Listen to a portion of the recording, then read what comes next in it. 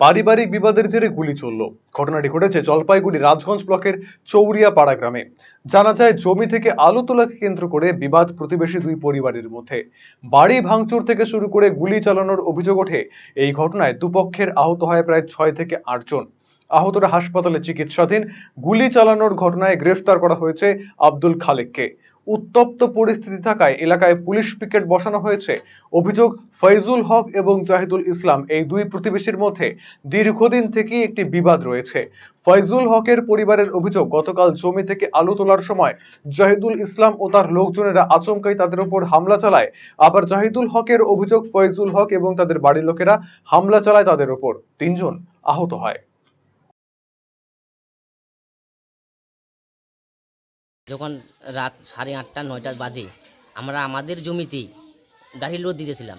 মাত্র 20টা বোরা লোড দিয়েছি। 20টা বোরা লোড দেওয়ার পর ওই ভিটা আলু শেষ হয়ে গেছে। তারপরে পরের ভিটা আমাদেরই, পরের ভিটাতে আমরা লোড দিতেছি। যখন লোড দিই তখন চা বাগানের ভিতর থেকে প্রায় 40-50 জন লাঠি, বললাম, ছুরি, পাথর নিয়ে বলতেছে, ধরো ওদেরকে, আজকে মেরে ওদের জমিতে ওখানেই কবর দিয়ে আমরা এদিক দিকে রাস্তা বার করব। এরকম কাতাল শুরু হয়ে গেল। তখন ওরা আত্মরক্ষার জন্য বাড়িতে চলে আসে। যখন বাড়িতে চলে আসে তখন এই যে বাড়িতে ঢোকার পর ছেলে মানুষ, বাড়িতে কিছু নেই, সমস্ত আমরা ওই স্টোরে পাগল। আলু তো জানো স্যার, রাস্তাঘাটে কীরকম জাম থাকে, একটা গাড়ি 4 দিন 5 দিন খালি হয়। সব মেয়ে ছেলেগুলো যখন বাড়িতে আসে তখন ওরা বাড়িতে পাথর ছোড়া শুরু করছে।